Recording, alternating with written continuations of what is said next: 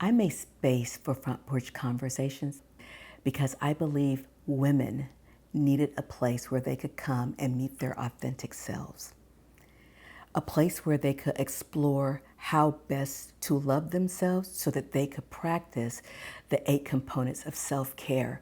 You know, those 8 things that you need to really be mindful of when you are building a whole person.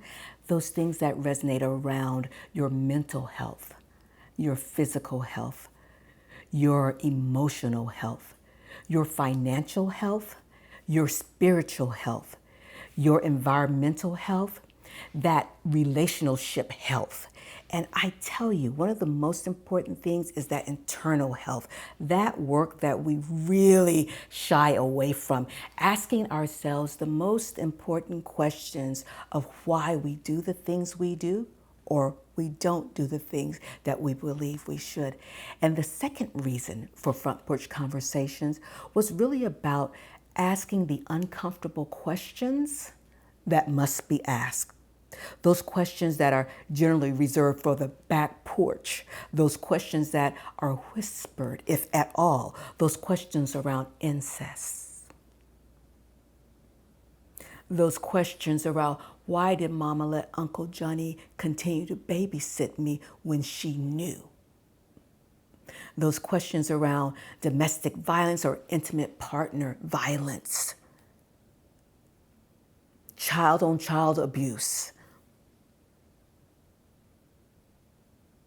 Those things that no one wanted to quite talk about, that black eye that Jan continues to cover up, that she continues to run into the same door and we then pretend with her that she's running in the same door.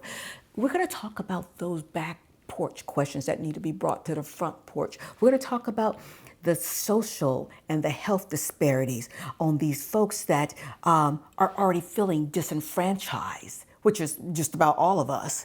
But there are some particular groups in America that are truly more susceptible and vulnerable to health issues and concerns and the systems that have been set up to keep them in a certain place. We're going to examine those, and we're not going to just stop on the we're not going to skim the skin. We're going to take a deep dive underneath. Those questions that we want to ask, why you continue to go to the job that you say you hate so much, but you choose not to do anything about it to move you forward or away from it. We're going to address those issues.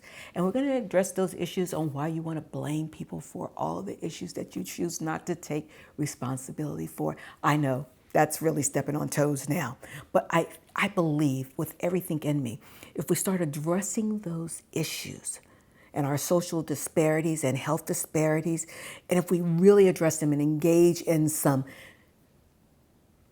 dialogue and ask the right questions and then shut our mouths and listen sometime, that perhaps the right answer will come and it will change everything for us. In essence, it will be a game changer and we will start living the lives that we wish we could live, if only but. Because I lived that life that I dreamt about so long ago. And so I want to make sure that we all have that same opportunity. And then the third reason for Front Porch Conversations is to really unveil women of impact in our communities, in our country, and around the world. I have had the opportunity to interview, not really interview, because I just really have conversations with people. I may ask them 2 or 3 questions and I just shut my mouth because I've learned that listening to these wise women gives me a wealth of treasure to take back and then to get to share with you. So we're going to do some listening to these women of impact. And we're going to also learn about how they describe their philanthropic giving. I think that's really important because when they learn to love themselves and administer self-care, when they deal with those issues of social disparities or those questions that need to be answered or asked, the right questions that they hadn't done before, they can then move into a space where they can start creating impact, positive impact in their families, in their communities, around the globe. And then they can really, really enjoy that thing called wealth because it comes from within. And then they can teach us a little more about philanthropic giving. I'm so excited about bringing Front Porch Conversations to you. So that's what it's about. If you already know all these things, tell someone else about it. Ask them to join us on this journey. I believe the conversation is just as important as the listening part.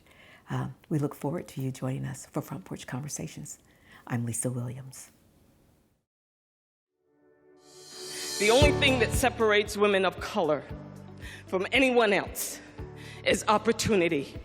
One of the things that is very important is to have a philosophy of giving back. That the people who do this thing, who practice racism, are bereft. Millions of people are locked up in the United States today.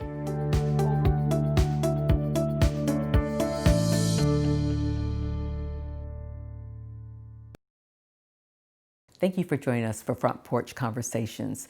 I'm so glad we're here at Bennett College.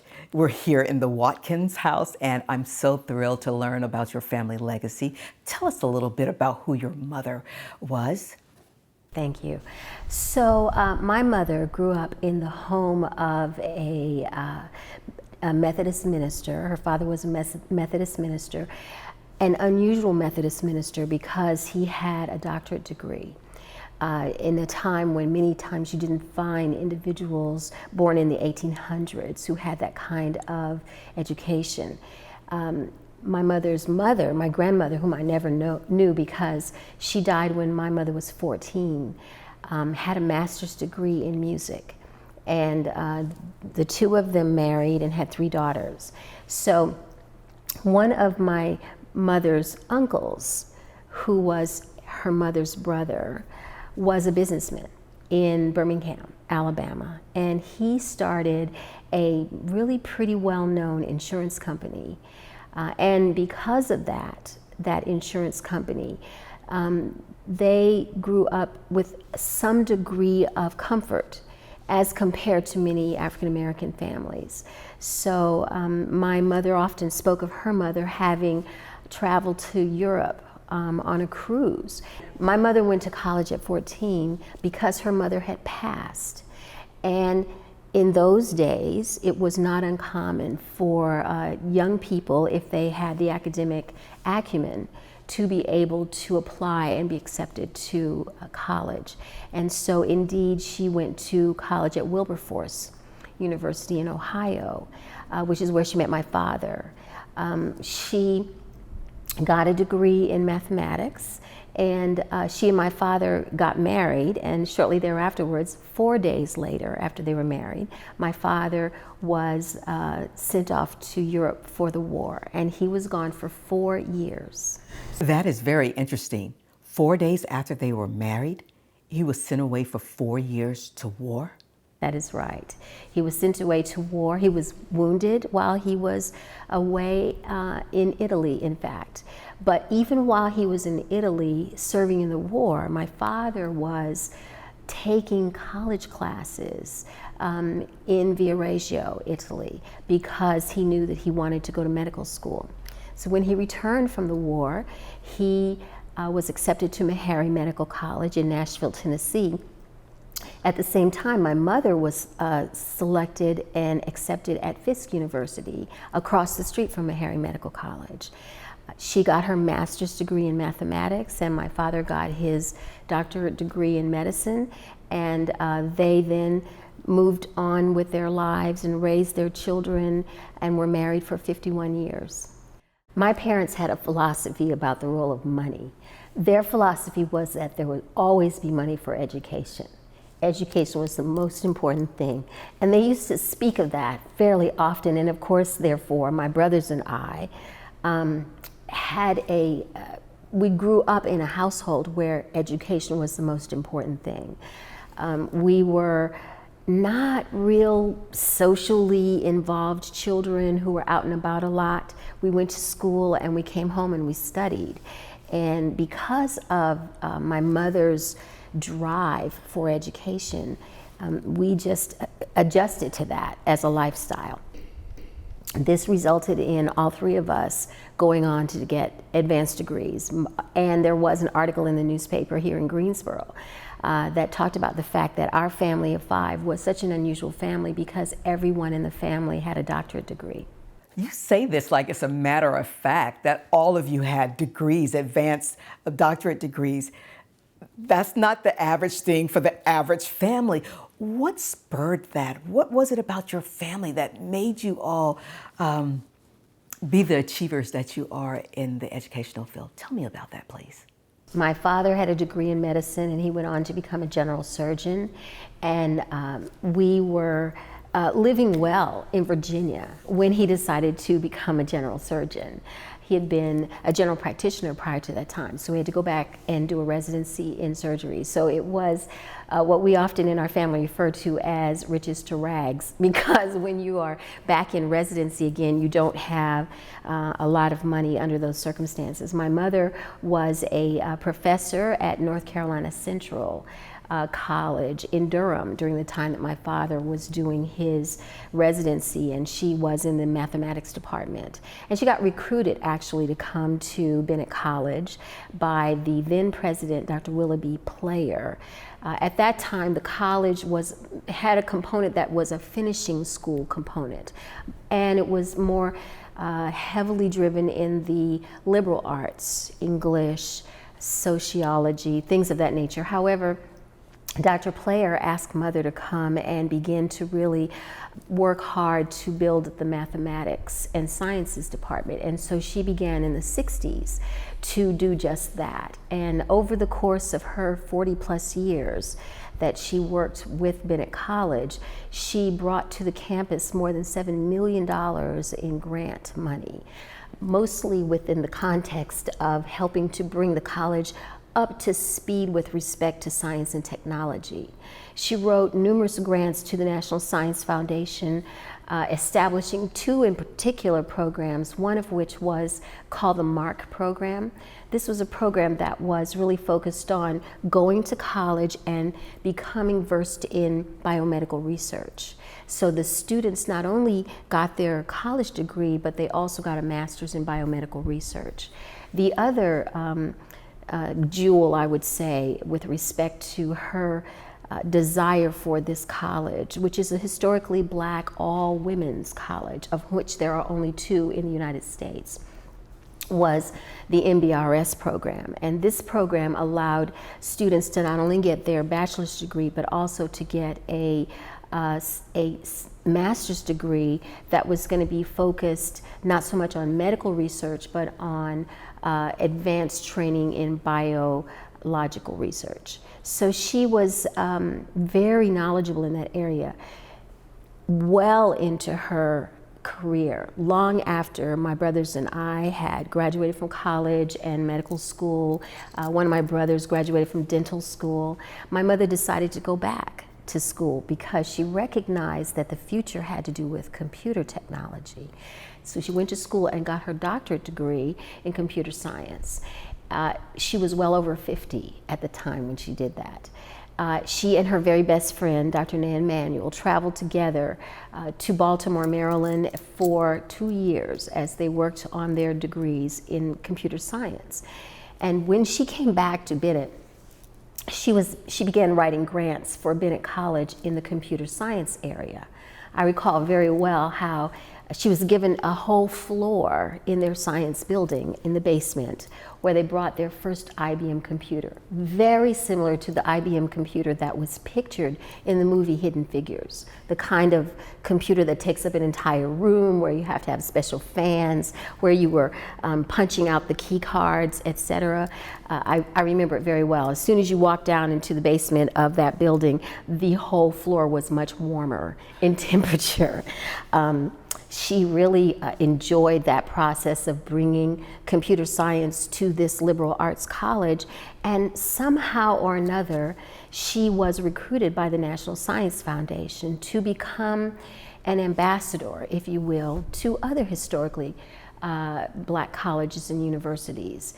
And so for several years, in conjunction with a grant that was part of the Apple Corporation. She traveled to almost all of the HBCUs in the country, meeting with their comptrollers and their finance departments to teach them how to manage the finances of the universities and colleges without having to continue to use adding machines and pencil and paper.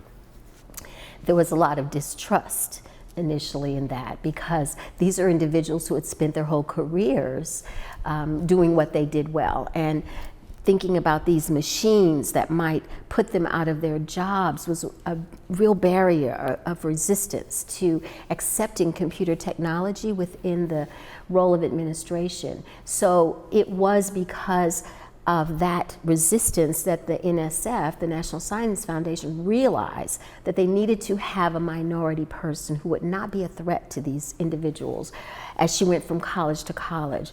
And she used to talk to me about how very small these colleges were, and yet how very important this was, especially the American Indian colleges, which she also traveled to as locations where you have underserved populations. So in the end, I would say that she was really instrumental in taking the fear factor away and helping colleges to recognize that if our students are going to progress, we can't hide them and not expose them. Your mother has been referred to as one of those hidden figures. You know, we don't hear about women like your mother, who at that time was getting degrees in mathematics and computer science, and then going around the country and teaching others about that. She was quite accomplished. She was an accomplished person, and I think what I heard from many of her former students who have gone on to become legislators and have degrees in computer science and professors, et cetera, what I've heard from many of them was that the other piece that Mother brought was a self-respect, a sense of self-respect. That's a very important quality that all people who are minorities in particular have to have. The concept of generational racism, intergenerational racism, is one that we have not embraced in our culture because we want to put it behind us and not think that racism played a really important role in one's determination to rise above. My parents lived in a house where, less than 2 blocks away from them, one evening the Ku Klux Klan had a burning cross, and that was the time, that was what you would see. My father would never let me travel from our house, even though I could drive. He would never let me drive alone from our house. I had to have my brothers with me at all times because we were driving through Klan territory. He was very strict about that. And so when we, in fact, went away from home, we weren't very riotous, my brothers and I, but we understood the role of racism from the perspective of whether or not you get accepted to the programs that you're trying to get into, from that perspective all the way to my righteous indignation after I had become an officer in the military, challenging the Veterans Administration system with the fact that there I went to school at Meharry Medical College, the same school as my father, and when it came time to take my internal medicine rotation, all the students from Meharry could not go to the VA hospital in Nashville to see patients. Only students from Vanderbilt could go to that federally funded hospital. The hospital we had to travel to was hundreds of miles away in Tuskegee, Alabama, another veterans hospital. It was a good example of how, even at the federal level, you could have such significant racism. So therefore, my mother really tried to teach us and teach her students that you have to rise above this. You cannot let this prevent you from accomplishing what you want to do. And so part of her work in that area was to establish a Saturday Academy, a free academy for minority children, to learn more in the in the sciences of mathematics and science, held on a college campus to inspire these children who were between the 4th and 7th grades, free every Saturday through the entire school year. And she would get organizations in the communities to donate money to provide food for the students, and also to help pay the teachers who were going to be teaching these students. And after a few years, we had really significant organizations such as Cone Mills, Burlington Industries, Food Lion, who would donate money because they saw what this was about. And she brought computer technology to those children at 4 years, in the 4th grade, 5th grades, when you had no computers in public schools yet. We're sitting in this building. I call it a home. It was built with intentionality. Could you tell us where we are and the significance of it? So we are sitting in a building that my mother decided she wanted to donate to Bennett College. She felt, after she had traveled around all these other colleges and universities, she felt that this small liberal arts college would never have the money to have a faculty house, not just as a place for rest and restoration for faculty members, especially visiting faculty members or part-time faculty members who might not have an office here on the campus, but also as a location for Socratic learning, an opportunity to bring in visiting professors who would have a lovely environment, both to stay and also to provide their wisdom as a means of inspiration and aspiration. And so it was her decision that she wanted to provide to this campus that kind of an edifice. And being a modernist to the nth degree, there was no other architectural design that she was going to choose other than Frank Lloyd Wright. Many of her former students really speak still of how inspirational she was. They used to say, you know, Dr. Watkins didn't take any stuff, no excuses, was how she was. And in her little high heels and her always suits when she came to campus, the Bennett Bells, as they're referred to, knew that they had to have a certain degree of decorum when they were with her. And she would encourage you to the nth degree, and she would leave no stone unturned, but she would expect you to be a serious student. And she would not accept students who would say, I just didn't feel like doing that. That wasn't going to happen. So I would have to say that those kinds of thought processes in her were very deeply entrenched in our spirits, my brothers and I. And so we recognized the need to have forbearance and determination. And if you meet with a barrier, you find a way around it. Because that's how life is meant to be.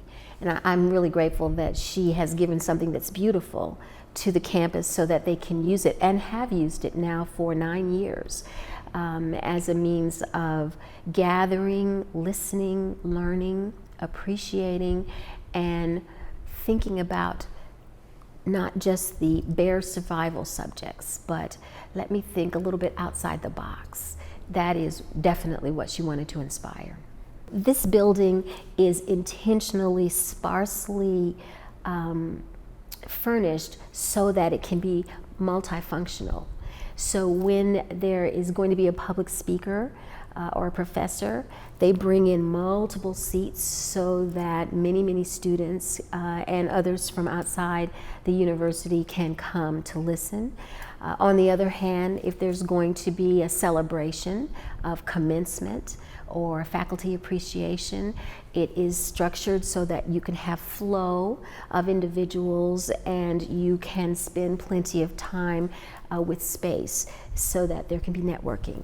There is a board type of table here specifically to allow that type of thinking that you would have for brainstorming, for trying to figure out by the board of trustees of the university or individuals who are going to be decision makers regarding policy, etc.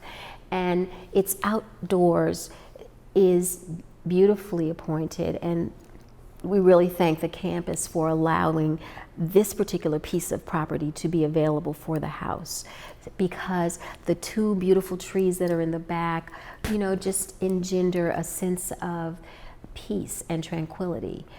And that is also why, as my mother was talking to me about what kinds of furnitures we should have here, I absolutely said, well, you know, you have music students on this campus, and you must therefore have the capability of a visiting musician faculty to be able to speak to that dynamic. And so here in the house is a concert grand piano donated to the campus by my mother, but given to my mother in the will of her sister, who was a concert pianist and who had advanced degrees from Juilliard School of Music and was a church organist par excellence in Birmingham, Alabama, well known, Jessica Hayden Divers, as the person if you were going to become a music student. My aunt, in her home where her music studio was, had an entire floor with two concert grand pianos facing each other, so that she could have duets and trios and teach her students with her own playing at the same time. She was very well known in Birmingham for these unbelievable concerts and recitals for her students. So that Divers family, from her mother to her daughters, and that advanced education, once again, still remains as part of the legacy from that side of our family, for which we are very grateful. We should end on that note, but we must speak about philanthropy. This home that we're sitting in was inspired by the Frank Lloyd Wright designs and cost hundreds of thousands of dollars. And this is a part of your mother's legacy and her philanthropy. Let us learn a little more about that, because we need to. One of the things that is very important is to have a philosophy of giving back. When you have been given much, in fact, this is part of the scriptures, and it is on a portrait of my father in my parents' church, and it is a scripture that says, "To whom much is given, much is required." And that is really such an important piece. When you have been blessed, you have to bless somebody else. Philanthropic endeavors is a way to do that. And part of Mom's 30 years of donations to the community with her Saturday Academy, with no salary for herself, was her giving back, helping to inspire and help young children not be afraid of science. Many times we would be in the grocery store, my mother and I, as she got much older, and people would come up to her and say, "I went to the Saturday Academy, and I just want you to know that I finished college and I have this kind of degree or that, and Dr. Watkins, I just saw you here and I just had to tell you thank you for helping me to not be afraid of the sciences and to do this." In addition, Mom and Dad were the kind of people who felt that it's nice to have a lifestyle that is middle class, but it's more important to be able to reach out to other people and help them. And my father demonstrated that numerous times in his medical practice. I can't tell you how many times we would come home and find in our kitchen a bushel of tomatoes as payment for an appendectomy. This is just what you do, and you just be grateful for that. So I think that engendering that sense of community and responsibility to not always be a capitalist. Everything can't and shouldn't be only if there's something in it for me. If you don't have the money, you have the service time. Volunteer. Spend hours doing for other people without expecting any kind of attaboy or attagirl. that's a philanthropic outreach as well. But most importantly, if you can help in someone's education from a philanthropic perspective. In Mom's situation, many of the grants that she wrote were for full scholarships for the students who otherwise would never have had an opportunity to gain the kind of education that had them retiring from IBM. We saw many people at her funeral, her homegoing service, who got up and talked about that and how they were so grateful to her because now they had spent a whole career working in computer science as the next generation role model. So we just have to remember philanthropy is extremely important. And as African Americans and minorities, we absolutely must continue to reach out to help other people reach out. Dr. Cooper, thank you so very much for the conversation, for all that you have shared, for the lessons learned, for the inspiration to be more than just good. And thank you for just sharing wisdom. There's so much more to you, and I wish we had some more time just to learn a little more. But thank you. Thank you for your graciousness. You're such an extraordinary woman. You have been my personal shero for a long time. I'm very honored to have had this opportunity to have a conversation with you on Front Porch Conversations. Thank you.